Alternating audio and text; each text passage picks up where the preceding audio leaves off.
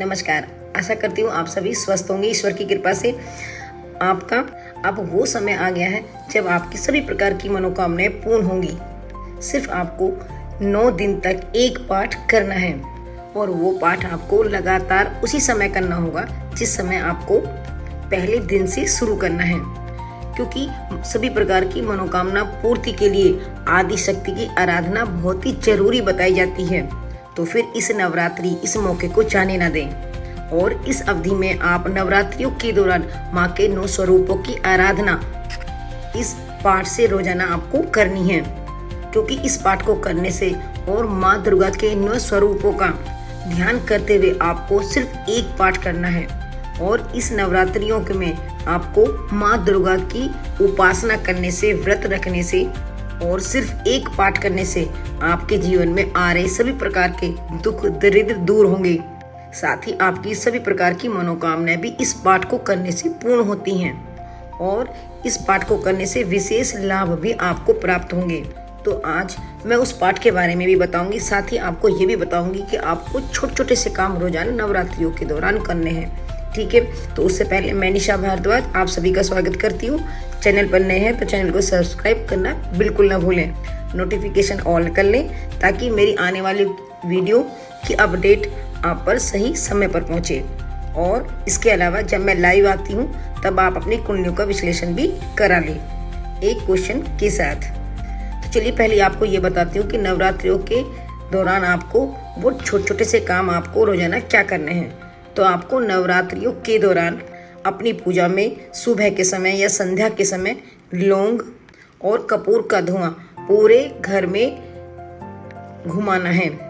ये काम आपको रोजाना करना है, क्योंकि ऐसा करने से आपके घर में सभी प्रकार की नकारात्मकता दूर होती है या फिर आपस में कोई मनमुटाव की स्थिति बनी है तो वो भी समाप्त होती है। साथ ही आपके घर में सुख शांति का माहौल बनता है। साथ ही दूसरा काम आपको क्या करना है? दूसरा काम आपको ये करना है कि आपको अपनी पूजा में नवरात्रियों के दौरान माता रानी को सिंदूर का तिलक लगाना है रोजाना, और फिर उस सिंदूर वाली उंगली से ही अपने मस्तक में आपको भी तिलक लगाना है। अगर स्त्रियां हैं तो अपनी मांग भी भरे उसी उंगली से जिससे आपने माँ को सिंदूर लगाया है। ऐसा करने से माँ जल्दी प्रसन्न होती है और आपको सुख समृद्धि का आशीर्वाद देती है। तीसरा काम आपको रोजाना क्या करना है? तीसरा काम आपको रोजाना ये करना है कि आपको दुर्गा चालीसा सुबह के समय और संध्या के समय जरूर से आपको पढ़नी है, क्योंकि दुर्गा चालीसा पढ़ने से भी आपका चंद्रमा मजबूत होता है, साथ ही आपका बुध भी मजबूत होता है और साथ ही आपके घर में सुख समृद्धि आती है। इसके अलावा आपको नवरात्रियों के दौरान जब भी मौका मिलता है हनुमान मंदिर जाइए और वहाँ पर आप पान का बीड़ा यानी कि मीठा पान हनुमान जी को अर्पण कीजिए। ये काम आपका, यही छोटा सा उपाय आपका मंगल को मजबूत करता है, क्योंकि जैसा मैंने बताया आपको कि नवरात्रियों में शुभ संयोग बना होता है जिसमें आप छोटे छोटे से कार्य भी करते हैं तो आपको सुफलों की प्राप्ति होती है। और आपको इसके अलावा भी सुबह के समय और संध्या के समय माँ को भोग अर्पण जरूर से करना है। और साथ ही आपको नवरात्रि के पहले दिन अपने घर पर मुख्य दरवाजे पर एक वंदनवार जरूर से लगानी है। वो आम के पत्तों की भी हो सकती है या फिर अशोक के पत्तों की भी हो सकती है। और आप नवरात्रि अगर मंदिर जाते हैं तो वहाँ पर आपको कोई भी मंदिर में देवी का मंदिर हो उसमें या तो आप फल चढ़ा कर आइए या फिर आप कुछ दक्षिणा जरूर से दे कर आए।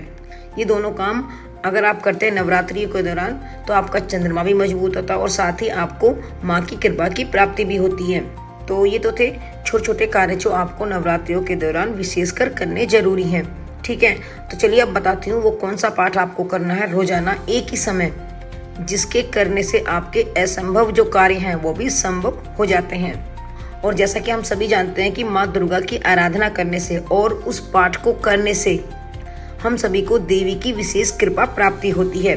और बस उस पाठ को एक नियम जरूर होता है कि आप जब उस पाठ को करें तो आपको एक निश्चित समय लेना होता है। वो समय आपका संध्या का भी हो सकता है और सुबह का भी हो सकता है। तो आपको पाठ शुरू करने से पहले स्नान आदि के बाद पहले सूर्यदेव को जल अर्पण करना है। फिर आपको एक लोटा भरकर अपने आगे रखना है और माँ देवी के सामने आपको एक दीपक प्रज्वलित करना है। फिर आपको एक लाल आसन बिछाना है। फिर आपको दुर्गा सप्तशती की पुस्तक अपने हाथ में लेकर माथे से लगानी है। फिर भगवान श्री गणेश का ध्यान करते हुए थोड़ा सा जल सीधे हाथ में लेकर पृथ्वी पर और आसन पर डालना है और फिर मस्तक से लगाना है। इस पर आप केशवाय नमः, ओम केशवाय नमः, ओम केशवाय नमः भी मंत्र का जप कर सकते हैं 3 बार, या फिर ओम माधवाय नमः भी कर सकते हैं। ठीक है। और उसके बाद फिर आपको दुर्गा सप्तशती के अंदर जो कुंजिका स्तोत्र पाठ है वो आपको रोजाना नियमित रूप से करना है, क्योंकि ये पाठ ही आपके जो असंभव कार्य हैं उन्हें संभव बनाने की क्षमता रखता है। यूँ तो पूरी दुर्गा सप्तशती ही एक पावरफुल एनर्जी से भरी होती है, लेकिन इसमें ये जो कुंजिका स्तोत्र है इसका पाठ सबसे अधिक आपको आपके लिए मनोकामना पूर्ण हेतु करने को कहा जाता है। तो बस आपको नियम से ये पाठ रोजाना करना है और जो मैंने छोटे छोटे से कार्य बताए आपको ये भी जरूर से करने हैं। फिर देखिए आपको इस नवरात्रियों के बाद कैसा भी कोई भी बड़ा काम आपका कैसे जल्दी से पूर्ण होता है और माता रानी की कृपा आप पर किस प्रकार से बरसती है। तो फिर कीजिए इस पाठ को और आपको लगातार 9 दिन तक करना है।